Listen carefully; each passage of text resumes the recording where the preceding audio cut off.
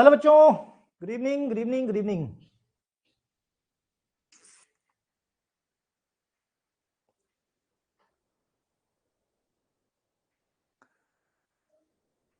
Yes, good evening.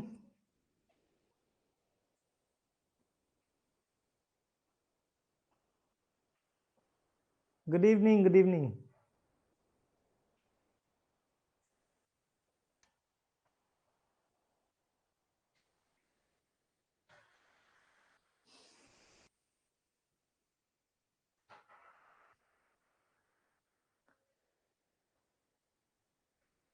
ठीक, चलो भाई, आज जो है हम लोग पढ़ेंगे बायोकेमिस्ट्री।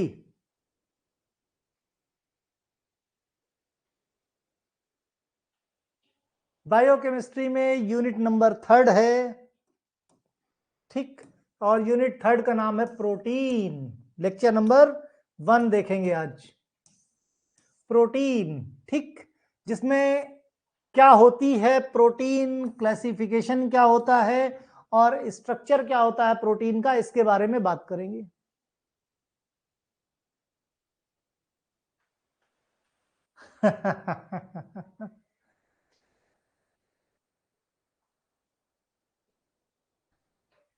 बायोकेमिस्ट्री इंटरेस्टिंग है ना। प्रोटीन देखा तो कार्बोहाइड्रेट याद आ गया, क्यों? इंटरेस्टिंग लगता है।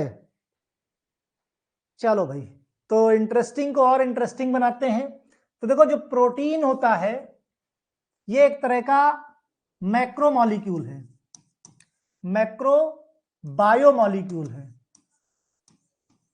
ठीक, और बहुत इंपॉर्टेंट होता है लाइफ के लिए।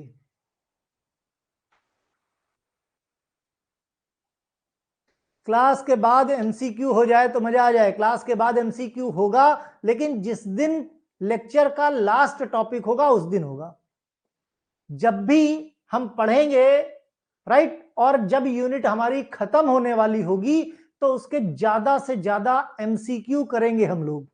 ये रूटीन में रहेगा, लेकिन हर क्लास के बाद पॉसिबल नहीं है। हर चीज का जुगाड़ नहीं होता, ठीक है। हर चीज में जुगाड़ चाहिए। तुमको बताओ कहां से लाके दूं जुगाड़? पढ़ना मतलब तुम लोगों को पढ़ने के अलावा अगर जुगाड़ दे दिया शॉर्टकट, जीवन में फिर क्या करोगे? जब आगे जाओगे तो फिर कहोगे, जब ठीक है अभी मान लिया जुगाड़ दे दें, हम कहें जुगाड़ तो मेरे पास ऐसा है कि बिना पढ़े भी पास करा दूं, ऐसा भी है, लेकिन फिर आगे जाके उस जुगाड़ से तुम पैसा नहीं कमा पाओगे। ईमानदारी से मेहनत करोगे तो आगे पैसा भी खूब कमाओगे। डिसाइड कर लो कि जुगाड़ चाहिए या मेहनत।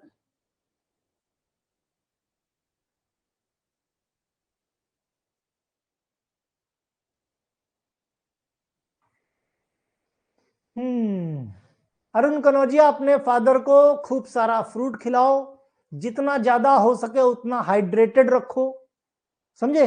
और जितना ज्यादा हो सके नारियल पानी पिलाओ, और कम से कम 250-250 ml सुबह शाम बकरी का शुद्ध दूध पिलाओ। ठीक है, तो उम्मीद है तुम्हारे फादर का डेंगू बहुत जल्द रिकवर होगा। मींस बकरी के दूध और नारियल पानी मैजिकल है। मैंने बताया ना कि बहुत रिसर्च करी डेंगू पे, क्योंकि लास्ट ईयर मेरे बेटे को हो गया था डेंगू। डॉक्टर कहता रह गया कि एडमिट करो एडमिट करो, मैंने लास्ट तक नहीं एडमिट किया। और शायद मैं अगर एडमिट कर देता तो स्थिति बहुत ज्यादा बद से बदतर हो जाती। नहीं एडमिट किया, घर पे जो चीजें बता रहा हूं सिंपल प्रिकॉशन लेते रहे और आराम से ठीक हो गया।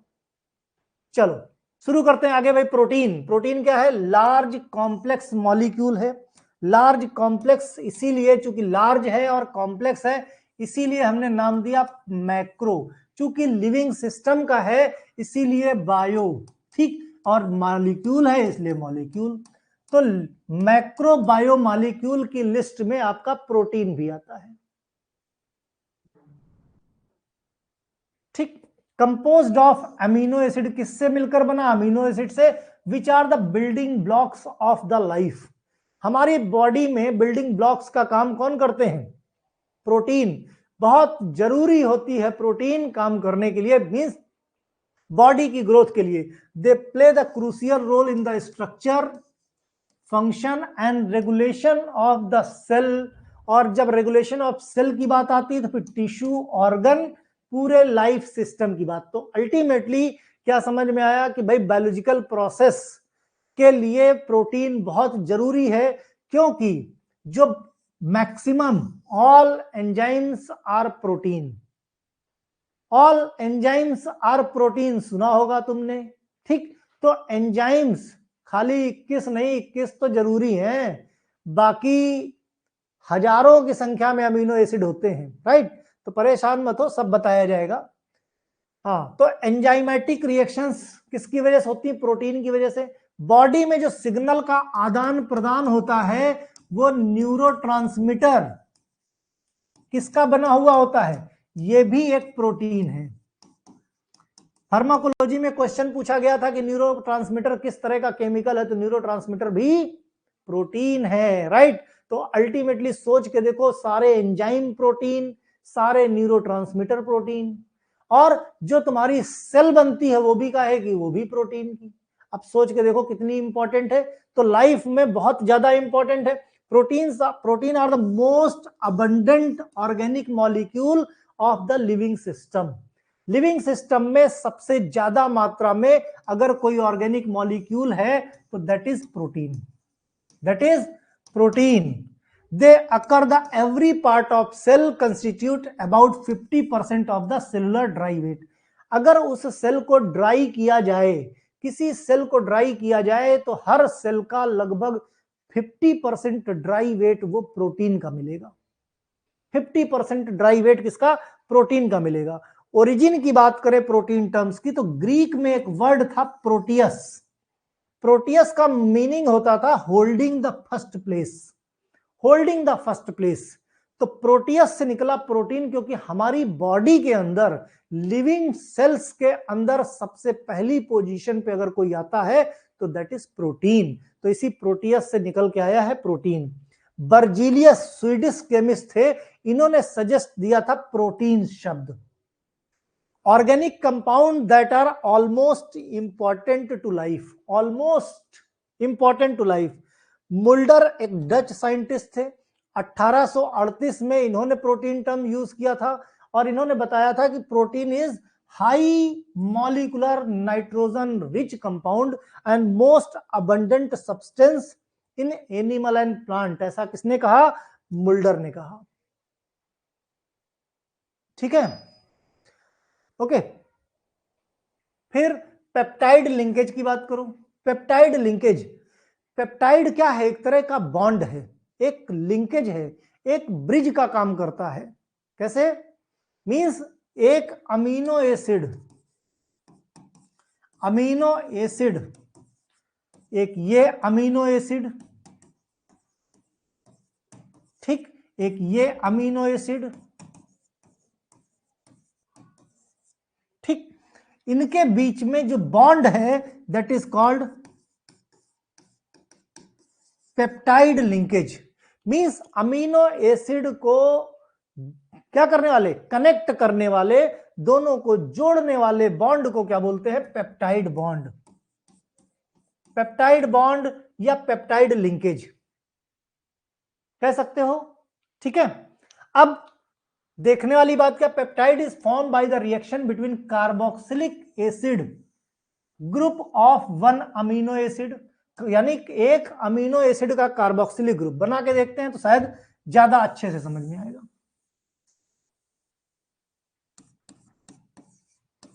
अमीन ग्रुप बनाओ भाई, सी बनाओ, एच लगाओ, साइड चेन लगाओ आर की, ठीक है,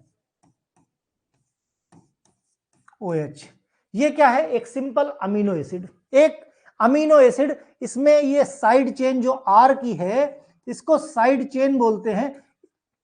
इस चेन को क्या करते जाओ? इस चेन को घटाते बढ़ाते जाओ, इस चेन को घटाते बढ़ाते जाओ, चेंज करते जाओ, तुम्हारा अमीनो एसिड चेंज होता जाएगा, ओके।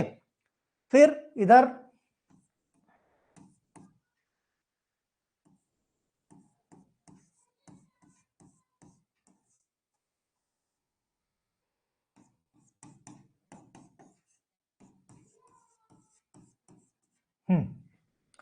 देखो, ये और ये इन दोनों अमीनो एसिड है भाई, ज्यादा करना अलग अलग अमीनो एसिड तो R1 R2 कर दो, ठीक, दोनों सेम है। यस, कोई भी अल्काइल ग्रुप रख लो, कोई साइक्लिक चेन रख लो, जो रखना रख लो, ठीक है, डिपेंड्स, इसी के बेस पे अमीनो एसिड बताया ना, हजारों की संख्या में, दोनों बिल्कुल सेम टू सेम स्ट्रक्चर है कि नहीं, बस हमने उल्टा कर दिया, उल्टा कर दिया। दोनों के बीच में बॉन्ड कैसे बनेगा भाई, इसका OH और इसका H निकल के वाटर निकल जाएगा। और रिमूवल ऑफ वाटर को क्या बोलते हो, रिमूवल ऑफ वाटर को बोलते हैं कंडेंसेशन, कंडेंसेशन, ठीक। तो कह सकते हो कि दो अमीनो एसिड कब के बीच में पेप्टाइड बॉन्ड कब बनेगा, कंडेंसेशन प्रोसेस से, राइट, कंडेंसेशन प्रोसेस से। क्या बचा, क्या बचा भाई, देखो इसको थोड़ा सा छोटा कर देते हैं। अब देखो बाकी जो चीजें बची हैं उसको लिख लो, R1 H, इधर क्या बचा, C डबल बॉन्ड O बचा है, C डबल बॉन्ड O बचा है, इसका OH तो निकल गया था, तो ये बॉन्ड बना लेगा इसके साथ, N के साथ H,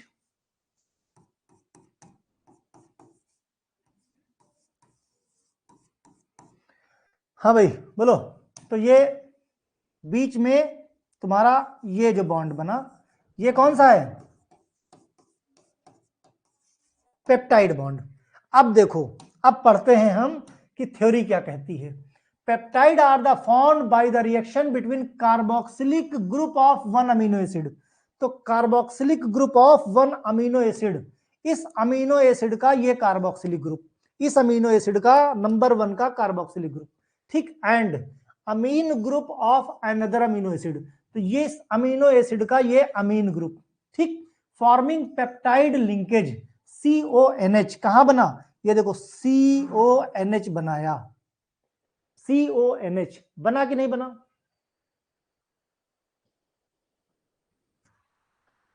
प्रियंका शर्मा कह रही समझ नहीं आया।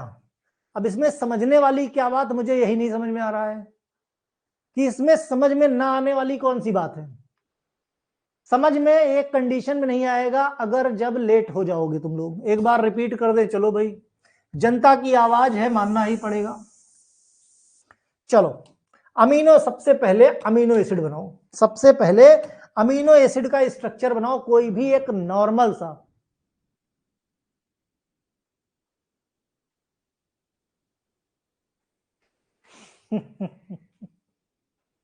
ठीक, सिंपल। दो देखो, हमें क्या बनाना है, पेप्टाइड लिंकेज बनाना है।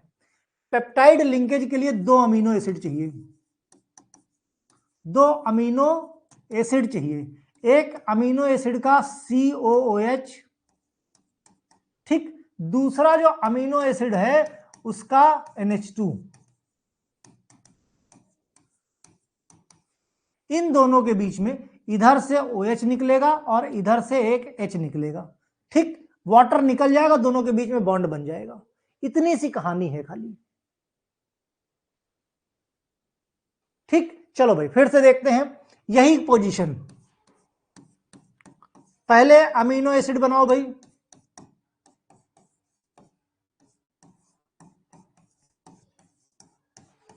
एक अमीनो एसिड बन गया, एक अमीनो एसिड बन गया। इसी तरीके से इसी अमीनो एसिड को उल्टा कर दो, यानी इधर NH2 कर दो, इधर COH कर दो, बस इधर इस तरफ NH2 करो, इधर COH कर दो, और कुछ नहीं पढ़ाई करनी तुमको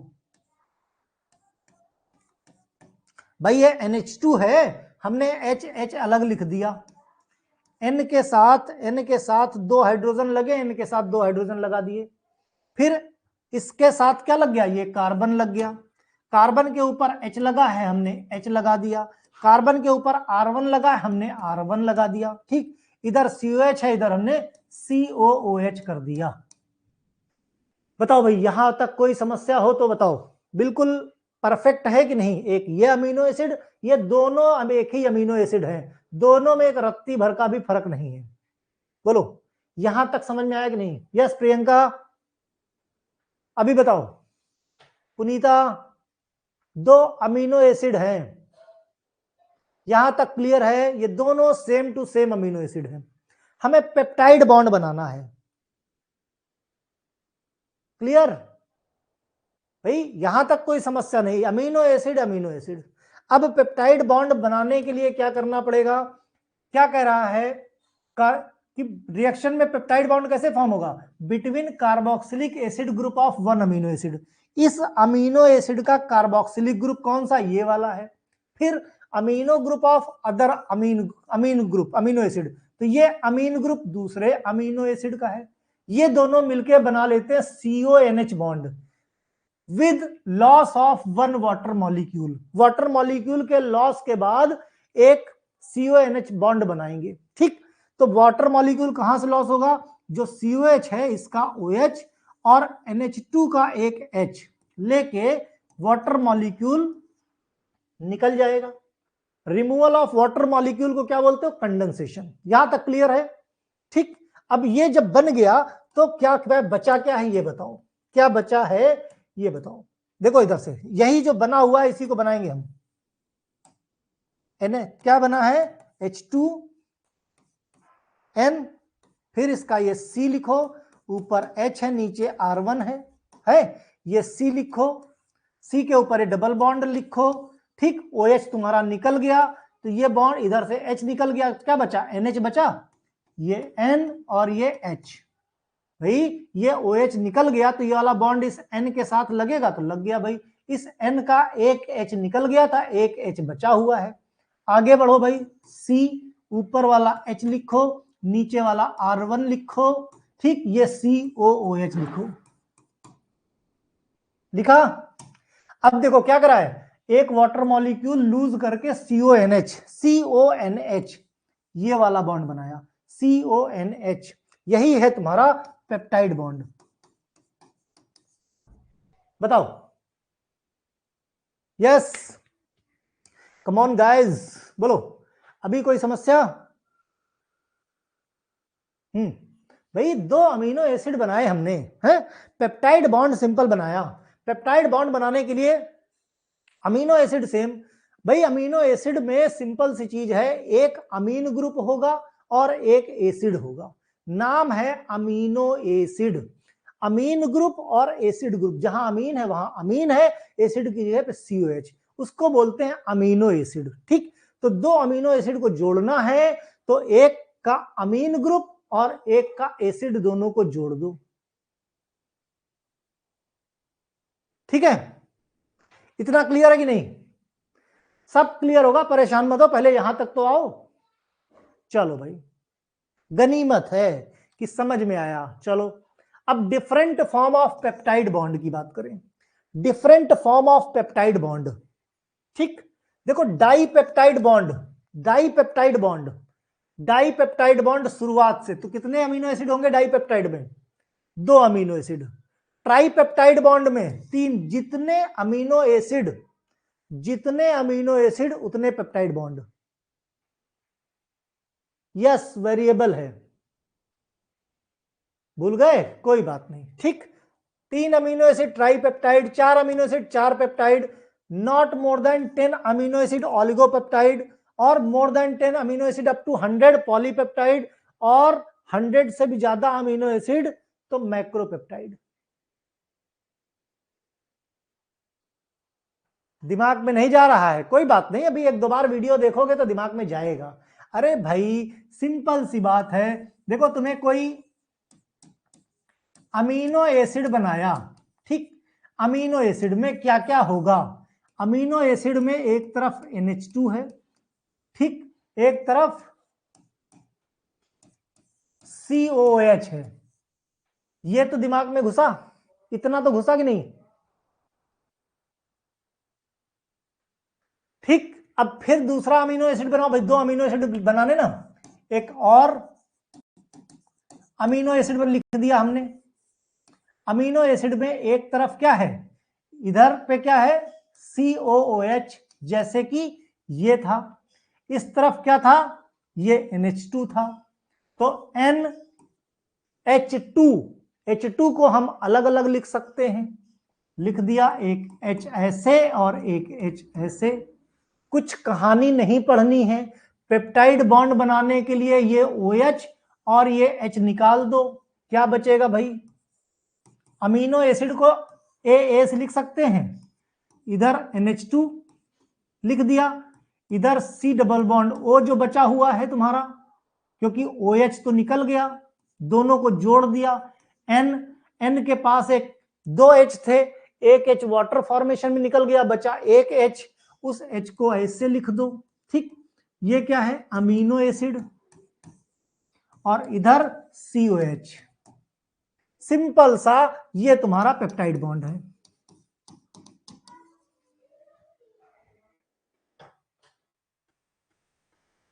बोलो भाई, अब इससे ज्यादा आसान तरीका नहीं हो सकता। यस, ग्लाइकोसिडिक की तरह ही तो है ना? यहां पे पेप्टाइड बॉन्ड है प्रोटीन के केस में। क्लियर? चलो भाई आगे बढ़ते। पेप्टाइड बॉन्ड फॉर्मेशन, वही जो कहानी बताया हमने अभी, सिंपल पेप्टाइड बॉन्ड फॉर्मेशन, वही सिंथेसिस यहां पे। अब वहां समझ गए तो यहां पे चीजें आसान हो जाएंगी, यहां पे चीजें आसान हो जाएंगी। ठीक,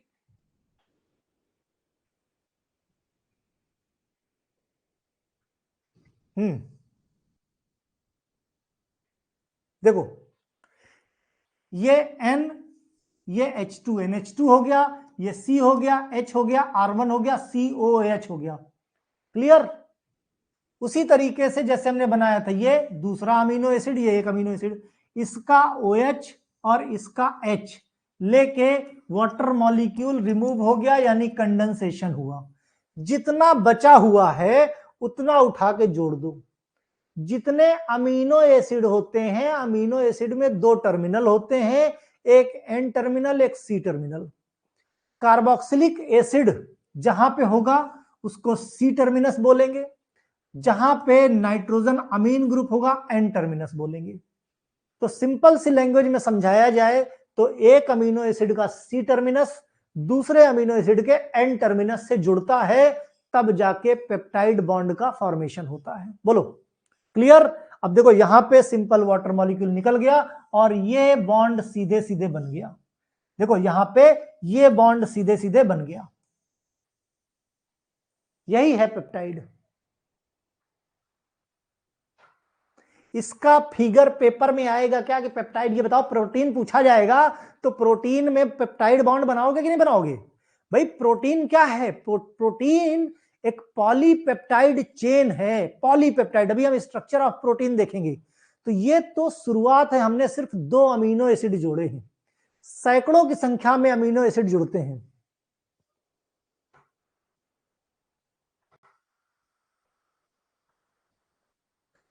देखते हैं अमन, विल सी, है ना भाई?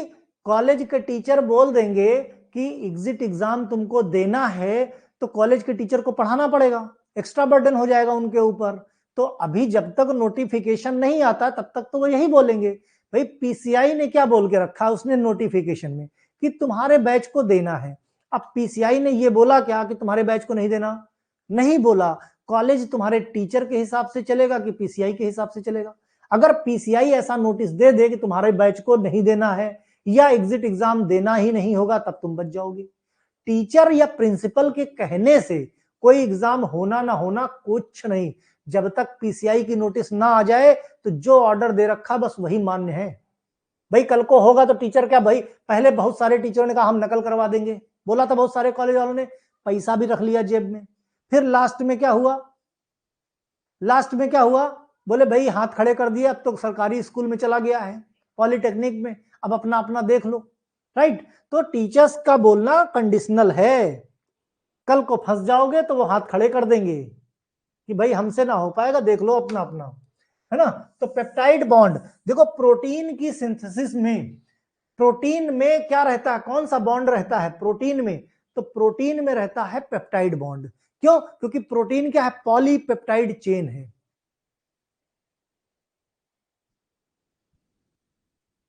अरे ट्राइग्लिसराइड को पेप्टाइड से मत मोड़ो, तुम लोगों की समस्या कहीं कोरिलेट मत करना, अदरवाइज पूछा कुछ जाएगा, तुम लोग लिख के कुछ आ जाओगे, है ना?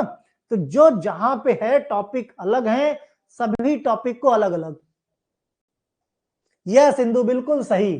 क्लास के बाद डाउट्स पूछो तो ज्यादा मजा आएगा। तो पेप्टाइड बॉन्ड फॉर्मेशन अल्टीमेटली समझ में आया कि नहीं? अगर पेप्टाइड बॉन्ड समझ जाओगे तो प्रोटीन को समझने में दिक्कत नहीं होगी, राइट? तो प्रोटीन को समझने में दिक्कत नहीं होगी।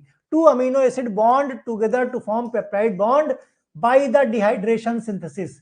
भाई removal of water, removal of water को हम डिहाइड्रेशन भी बोल सकते हैं, है ना? डिहाइड्रेशन, यस, कंडेंसेशन शब्द गलत होगा एक तरह से देखा जाए तो, dehydration is the correct word, है ना?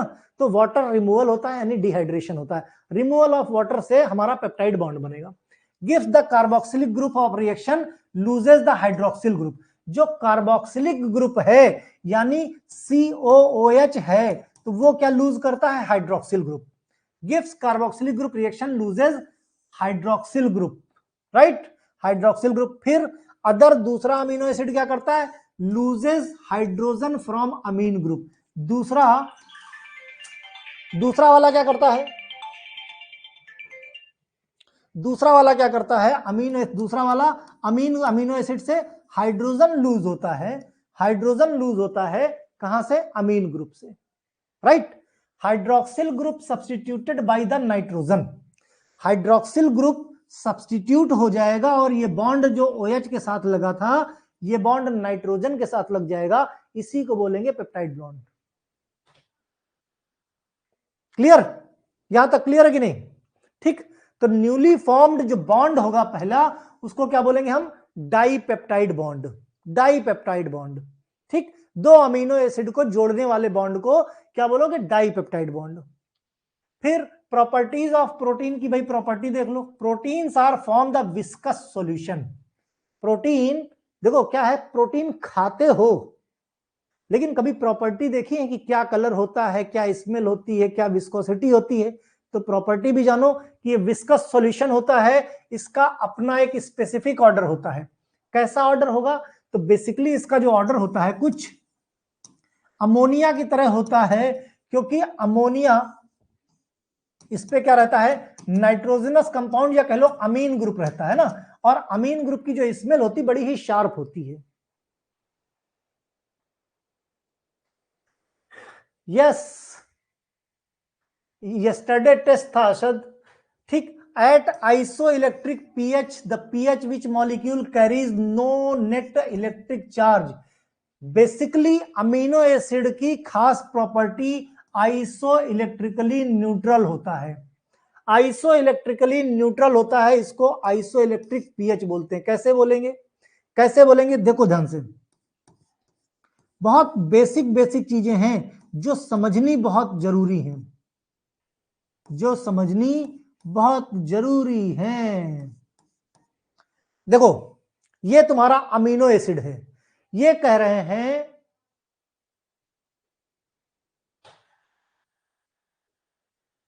अनुभव केसरी क्या हो गया भाई?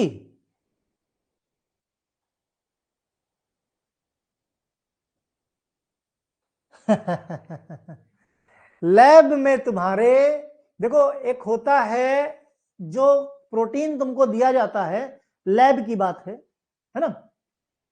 एक होता है LR रिएजेंट और एक होता है AR रिएजेंट। अशद तुम लोगों को बता रखा है मैंने कि ये क्या होता है।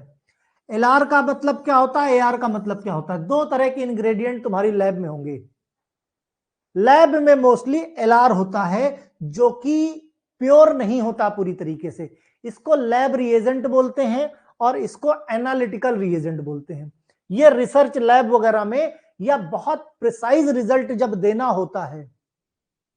विस्कस सॉल्यूशन का मतलब गाढ़ा, कोई चीज जैसे गाढ़ा और पतला होता है, तो गाढ़ा होता है उसको बोलते हैं विस्कस। ओके, हाँ। तो मैं कह रहा था आइसो इलेक्ट्रिक, तो जब इस पे रिएक्शन होती है तो बेसिकली यहां का जब H निकलता है और यहां H इस पे आके बाइंड हो जाता है, क्या बनता है? देखो ध्यान से,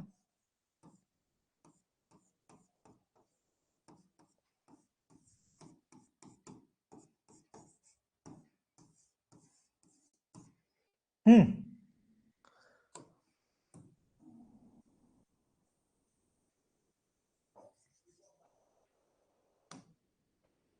ध्यान से देखते जाओ, ध्यान से, नहीं तो समझ में नहीं आएगा। देखो ये अमीनो एसिड है, जब रिएक्शन करनी, जब इसको इंपल्स मिलेगा, मींस जब इसकी रिएक्शन होनी होती है उस समय ये H निकलता है और इस तरफ आके जुड़ जाता है। जब नाइट्रोजन की वैलेंसी 3 होनी चाहिए, जब नाइट्रोजन की वैलेंसी 3 हो, 2 हो, क्या 3 बॉन्ड होने चाहिए ना नाइट्रोजन के, 1 बॉन्ड और 2, ये 3 पूरे हो गए। लेकिन उस केस में अगर एक हाइड्रोजन आ गया तो ऊपर प्लस चार्ज लगेगा, ऊपर प्लस चार्ज लगेगा, और इसके पास से हाइड्रोजन चला गया उस पर माइनस चार्ज। तो ये एक ऐसा मॉलिक्यूल है अमीनो एसिड जो आइसो इलेक्ट्रिकली न्यूट्रल है, आइसो इलेक्ट्रिकली न्यूट्रल है। न्यूट्रल क्यों है? क्योंकि सेम टाइम पे इस पे पॉजिटिव और निगेटिव चार्ज एक साथ है, और जिस पॉइंट पे अमीनो एसिड में पॉजिटिव और निगेटिव चार्ज सेम रहता है उस पॉइंट को बोलते हैं iso electric point. Iso electric point last year के क्वेश्चन पेपर में एमसीक्यू में ये क्वेश्चन था। आइसो इलेक्ट्रिक पॉइंट क्या होता है? समझे? आइसो इलेक्ट्रिक पॉइंट, जिस पॉइंट पे अमीनो एसिड में पॉजिटिव और निगेटिव चार्ज आ जाते हैं एक साथ, इसको बोलते हैं आइसो इलेक्ट्रिकली न्यूट्रल। ना इस वक्त इस पे निगेटिव चार्ज है ना पॉजिटिव, मींस निगेटिव पॉजिटिव दोनों है और दोनों एक दूसरे को न्यूट्रलाइज कर देते हैं, इसीलिए आइसो इलेक्ट्रिक न्यूट्रल सब्सटेंस या न्यूट्रल मॉलिक्यूल बोलते हैं। और जिस पॉइंट पे प्लस माइनस दोनों चार्ज आते हैं उस पॉइंट को आइसो इलेक्ट्रिक पॉइंट बोलते हैं। यह सिर्फ और सिर्फ अमीनो एसिड होता है, किसमें होता है? वॉइस ब्रेक हो रहा है क्या मेरा? जरा बताना भाई, पुनीता को वॉइस ब्रेक की समस्या आ रही है? मोहम्मद जहांगीर आलम, क्या बात है, तुम भी आ गए आज लाइव क्लास में, वेरी गुड। देखो जहांगीर आलम जो है ये मिलिट्री से हैं, समझे, और इस वक्त लखनऊ कमांड हॉस्पिटल में पोस्टेड हैं। अभी अभी सूडान की जर्नी करके आए हैं और हैदराबाद में पढ़ते हैं, हमारे स्टूडेंट हैं और बहुत कंसिस्टेंटली हमको फॉलो करते हैं। असम के रहने वाले हैं, समझे? तो वेलकम भाई। कोई मिलिट्री वाला भी सोचो अपनी सर्विस के साथ साथ पढ़ने का एफर्ट कर रहा है। लास्ट ईयर भी इन्होंने हमसे पढ़ा था, इस साल सेकेंड ईयर है इनका, इस साल भी वो हम ही से पढ़ रहे हैं। तो ये अपने आप में एक बड़ी चीज है, राइट? सोचो अभी कई महीनों से ये सूडान में काम कर रहे थे, ड्यूटी इनकी लगी थी, वहां पे भी एवी केमिस्ट्री क्लासेस का प्रचार कर रहे थे, वहां भी पढ़ रहे थे।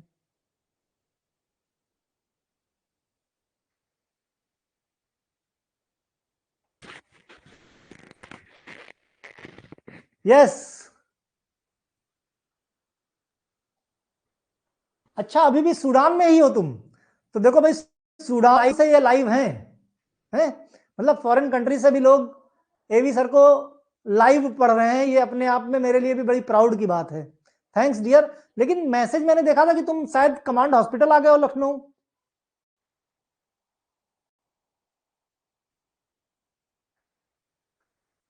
गुड गुड गुड, है ना? तो इन्होंने काफी लंबा समय मिलिट्री में बिताया है अपना, और अब वॉलेंट्री जैसे ही इनका 15 साल पूरा हो जाएगा वॉलेंट्री रिटायरमेंट ले लेंगे, है ना? तो अपना खुद का बिजनेस करने के लिए ये फार्मेसी फील्ड इन्होंने चूज किए, और वहां पे भी ये फार्मेसी का ही काम कर रहे हैं। मिलिट्री में भी ये फार्मेसी का ही काम कर रहे हैं, और बहुत जल्द अगर ये सूडान से लौट आए, वहां पे इंटरनेट की कॉस्ट 1 GB की बहुत महंगी है। यस, लगभग कितना आगे बताया था तुमने? मैं इनसे तुम्हारे लोगों की वीडियो कॉन्फ्रेंसिंग करवाऊंगा एक दिन। मैंने पूरी स्टोरी सुनी है, बहुत ही इंटरेस्टिंग स्टोरी है इनकी। तो वहां पे इंटरनेट काफी कॉस्टली है और बहुत हैवी, मींस तुम लोग वर्कलोड क्या जानो, रियल वर्कलोड उनसे पूछो, जब बात कराऊंगा तो देखना कि कितना ज्यादा वर्कलोड उनके ऊपर है। और उसके बाद साथ में सोचो बंदा पढ़ाई भी कर रहा है, और आज लाइव क्लास वाकई में मतलब बहुत अच्छी फील आई जहांगीर, है ना, गुड डियर, थैंक्स। तो अच्छी फील आती है कि अगर किसी का डेडिकेशन ऐसा मिलता है तो, कि कोई इंसान मिलिट्री के लिए सर्व कर रहा है अपने देश के लिए, और यहां से लेके बंदा टैलेंटेड इतना है कि फॉरेन तक देखो जा रहे हैं, भेजा जा रहा है, ड्यूटी लगाई जा रही है। इवन वहां पे टेररिस्ट, सूडान में टेररिस्ट एक्टिविटी इतनी ज्यादा कि वहां से उन्होंने वीडियोस और पिक्स भेजी थी मुझे, समझे। चलो खैर, चलो पॉइंट पे आते हैं। आइसोइलेक्ट्रिक पॉइंट, तो अमीनो एसिड एक ऐसा है कि एक पोजीशन पे उस पे पॉजिटिव और निगेटिव चार्ज दोनों एक साथ आते हैं, उसको क्या बोलते हैं हम? यस, एवी इंटरनेशनल हो गया। एक बार फिर से समझा दें, चलो भाई, दिन खुश हो गया आज, वैसे भी खुशी का दिन है मेरे लिए, है ना। हाँ, तो देखो कोई अमीनो एसिड यूजुअली क्या होता है, NH2CH और OH, राइट। ये है अमीनो एसिड COH, इस तरीके से रहता है। जब रिएक्शन होती है, रिएक्शन, तो वहां पे ये H निकल के ये इधर आ जाता है। इस कंडीशन में इधर NH3 प्लस CH R और COO माइनस। तो किसी भी मॉलिक्यूल पे एक ही टाइम पे प्लस और माइनस चार्जेस जब एक ही टाइम पे आ जाते हैं, उस पॉइंट को बोलते हैं आइसोइलेक्ट्रिक पॉइंट, राइट। और उस मॉलिक्यूल को बोलते हैं आइसोइलेक्ट्रिक मॉलिक्यूल, आइसोइलेक्ट्रिक मॉलिक्यूल। उस अमीनो एसिड को बोलते हैं isoelectric amino acid. Form D करना है, यस कर सकते हो, 6 साल का फॉर्म डी रहेगा तुम्हारे लिए। अगर बी फॉर्म कर लेते हो तो फिर 2 साल तुम्हारे और घट जाएंगे, राइट। चलो बता देंगे किसी दिन फॉर्म डी पे भी वीडियो कि फॉर्म डी कैसे करना है। फिलहाल अभी कॉन्सेंट्रेट करो डी फॉर्म पे, ठीक उल्टा। ओके, तो isoelectric pH, protein are soluble and also the neutral electrically. तो जिस पीएच पे आइसोइलेक्ट्रिक अमीनो एसिड होता है, उस पीएच को आइसोइलेक्ट्रिक पीएच भी बोलते हैं। Precipitated by following substance, example alkali acid है, मेटल आयंस है। Dispersion of the structure protein affect the functional ability of the protein. तो आइसोइलेक्ट्रिसिटी एक अमीनो एसिड की इंपॉर्टेंट प्रॉपर्टी होती है। तो आइसोइलेक्ट्रिक इतना डिटेल में बताने का मतलब यही कि लास्ट ईयर पूछा गया था, इसका यह मतलब नहीं कि इस साल ना पूछा जाए, बिल्कुल पूछा जा सकता है, ठीक है। फिर बात करते हैं क्लासिफिकेशन ऑफ प्रोटीन की, इंपॉर्टेंट है, देख लो क्लासिफिकेशन ऑफ प्रोटीन, ठीक। क्लासिफिकेशन देखो, तो प्रोटीन को कई तरीके से क्लासिफाई किया गया है, कई तरीके से। तो हम कई तरीके की बात करेंगे, और एग्जाम में कई बार वो तरीके पूछ लिए जाते हैं कि इस बिहाफ पे प्रोटीन का क्लासिफिकेशन बताओ। जैसे on the basis of composition, composition में सिंपल प्रोटीन, सिंपल प्रोटीन में जो हाइड्रोलिसिस करके सिर्फ और सिर्फ अमीनो एसिड, सिंपल प्रोटीन कौन है कि सिंपल प्रोटीन की जब आप हाइड्रोलिसिस करते हो, जब उसको मींस हाइड्रोलिसिस में वाटर ऐड करते हो, भाई जब प्रोटीन बनाते हो तो वाटर रिमूव करते हो, अमीनो एसिड बनाना है तो वाटर को ऐड करना पड़ेगा। मतलब जब हाइड्रोलिसिस करते हो तो उसमें सिर्फ और सिर्फ क्या निकले, अमीनो एसिड, और कभी कभार गलती से कुछ अमाउंट में कार्बोहाइड्रेट भी आ जाए।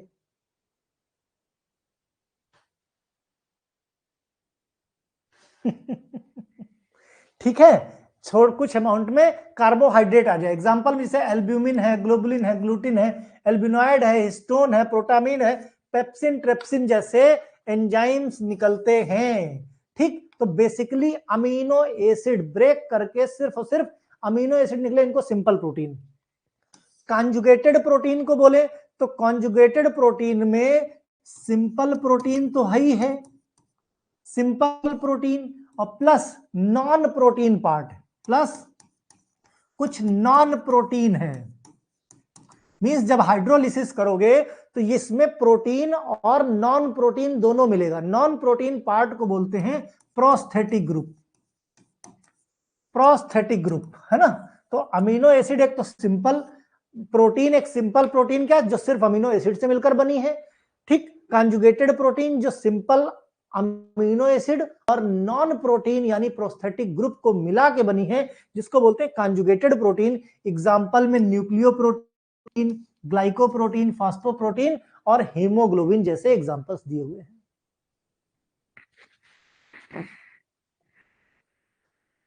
जो नंबर बढ़िया लेके आएगा, टॉप करेगा, तो उसको टी शर्ट भी मिलेगी और हम भी मिलेंगे, राइट। दूसरा आता है derived protein. Derived protein simple और कंजुगेट प्रोटीन को मिला के जो प्रोटीन बनता है। फरहान टेस्ट सीरीज नहीं मिल रहा है, मुझसे कांटेक्ट करो, मिल जाएगा, सभी में मिलेगा टेस्ट सीरीज। कल दिखा दूंगा, क्लास चालू करने के पहले टेस्ट सीरीज दिखा दूंगा कहां पे है। तो डेराइव प्रोटीन क्या, सिंपल और कंजुगेटेड प्रोटीन को मिक्स करके जो प्रोटीन बनती है उसको डेराइव्ड प्रोटीन बोलते हैं। क्लियर। अब on the basis of solubility, means किसमें सॉल्युबल, इसके बिहाफ पे भी इसको क्या क्लासिफाई किया। जैसे वाटर सॉल्युबल, जो पानी में सॉल्युबल है उसको वाटर सॉल्युबल प्रोटीन बोलते हैं। जैसे एल्ब्यूमिन, एग एल्ब्यूमिन या protamine, histone also soluble in dilute acid and alkali, यानी वाटर के साथ साथ एसिड और एल्कली में भी ये सॉल्युबल है। दूसरा इनसॉल्युबल वाटर, ये क्या पानी में सॉल्युबल और ये पानी में इनसॉल्युबल। जैसे ग्लोबुलिन्स हो गए, है ना, स्क्लेरोप्रोटीन, ग्लूटलिन्स हो गए, प्रोटामिन्स हो गए, ये क्या है, इनसॉल्युबल है। तो कुछ सॉल्युबल, कुछ इनसॉल्युबल, ये based on the basis of solubility हो गया। फिर बेस्ड ऑन शेप, शेप के बेस पे एक फाइब्रस शेप होता है, ग्लोबुलर शेप होता है। Fibrous shape long fibre type के प्रोटीन्स होते हैं, लॉन्ग फाइबर टाइप के प्रोटीन्स, इनको बोलते हैं फाइब्रस प्रोटीन। ग्लोबुलर प्रोटीन जो कुछ हद तक स्फेरिकल शेप में होते हैं, शेप के बेस पे उनको बोलते हैं ग्लोबुलर प्रोटीन। जैसे मायोग्लोबिन, एल्ब्यूमिन, ग्लोबुलिन, केसीन और हीमोग्लोबिन, ठीक है। वॉइस क्लियर नहीं आ रही क्या यार? इधर तो क्लियर है। एग्जाम्पल सब में है माय डियर भाई। फाइब्रस प्रोटीन में फेब्रियन, कोलेजन, कीरेटिन और इलास्टिन। ग्लोबुलर प्रोटीन के तुम्हारे ग्लोबुलिन, केसीन और हीमोग्लोबिन। क्लियर है ना? अपना अपना नेटवर्क सही करो भाई। फिर classification on the basis of biological function. Biological function के बेस पे catalytic protein, all enzymes are protein. Enzymes क्या काम करते हैं? कैटालिस्ट का काम करते हैं। एंजाइम्स क्या काम करते हैं? कैटालिस्ट का, कैटालिटिक एक्टिविटी यानी डाइजेशन वगैरह में जो काम करते हैं। स्ट्रक्चरल प्रोटीन मींस कहीं पे बोन बनाने में के लिए कोलेजन प्रोटीन, ठीक। लिगामेंट बनाने के लिए इलास्टिन प्रोटीन, हेयर और नेल्स बनाने के लिए केराटिन प्रोटीन। तो स्ट्रक्चर के बेस पे इसको क्लासिफाई किया गया है। न्यूट्रिएंट के बेस पे न्यूट्रिशनल वैल्यू प्रोटीन की बहुत ज्यादा है।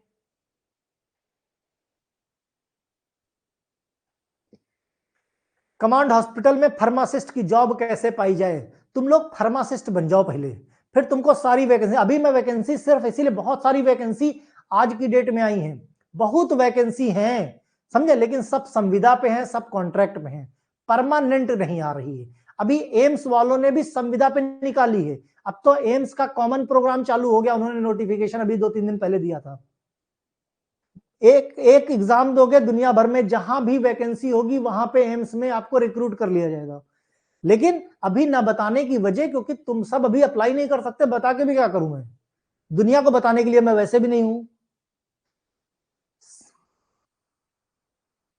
सिलेबस में क्लासिफिकेशन नहीं है, प्रोटीन है ना डियर, है तो प्रोटीन के अंदर क्लासिफिकेशन ऑफ प्रोटीन आता है। और जिसको लगता है नहीं है तो पढ़ाना मेरा काम है, तुम मत पढ़ो भाई, मैं यही कह सकता हूं, है ना। रेगुलेटरी प्रोटीन की बात करें जो मेटाबॉलिक एक्टिविटी को रेगुलेट करते हैं, जैसे हार्मोन। डिफेंस प्रोटीन की बात करें जो बॉडी को डिफेंड करते हैं बीमारियों से, जैसे कि एंटीबॉडीज। ट्रांसपोर्ट की बात करें जो एक ऑर्गन से दूसरे ऑर्गन में न्यूट्रिएंट्स को लेके जाते हैं, जैसे हीमोग्लोबिन। स्टोरेज प्रोटीन की बात करें तो जो वेरियस तरह के मॉलिक्यूल आयंस को स्टोर करके रखते हैं, जैसे फेरेटिन। कॉन्ट्रैक्टाइल प्रोटीन की बात करें, जो मूवमेंट के लिए, जो बॉडी मूवमेंट के लिए रेस्पॉन्सिबल होते हैं, उसको क्या बोलते हैं? कॉन्ट्रैक्टाइल या मोबाइल प्रोटीन। फिर on the basis of level of structure, primary structure, secondary structure, tertiary structure और quaternary structure, on the basis of complete protein का स्ट्रक्चर मैं इसी बेस पे बता दूंगा। कंप्लीट प्रोटीन का classification on the basis of level, primary structure of protein, secondary structure, tertiary और quaternary structure of protein exam में खूब पूछा जाता है, और यहां से हम लोग पढ़ेंगे कल। ठीक, कल पढ़ेंगे हम लोग। तब तक दोस्तों को शेयर करते रहो, कोई कंफ्यूजन हो तो पूछते रहो। देखो, अगर प्रोटीन का सिंपल क्लासिफिकेशन आ जाए तो तुमको ये वाला लिखना है, क्योंकि सबसे बेसिक, सबसे मेन यही है, on the basis of structure. या फिर अगर स्पेशली पूछ लेता है, स्पेशली पूछ लेता है कि बायोलॉजिकल फंक्शन के बेस पे बताओ, स्पेशली पूछ लेता है शेप के बेस पे बताओ, स्पेशली पूछ ले सॉल्युबिलिटी के बेस पे, तो वो लिख दो। अदरवाइज अदरवाइज तुमको कौन सा लिखना है? On the basis of level. ठीक, लेवल के बेस पे। और कल बिल्कुल तैयार होके आना, ये पढ़ के आना पेप्टाइड बॉन्ड कैसे, क्योंकि अब तो ढेरों पेप्टाइड बॉन्ड बनने वाले हैं। अगर आज का लेक्चर नहीं पढ़ोगे तो कल का लेक्चर समझ में नहीं आएगा, ये क्लियरली जान लो। ठीक, बायोकेमिस्ट्री जितनी इंटरेस्टिंग उतनी ही मुश्किल है। आज का लेक्चर पढ़ लो, कल का लेक्चर में कुछ नहीं मिलेगा, बहुत आराम से समझ में आ जाएगा, इसलिए पढ़ के रखना। ओके, चलो भाई, छुट्टी, bye bye, good night everyone. Yes जुगे।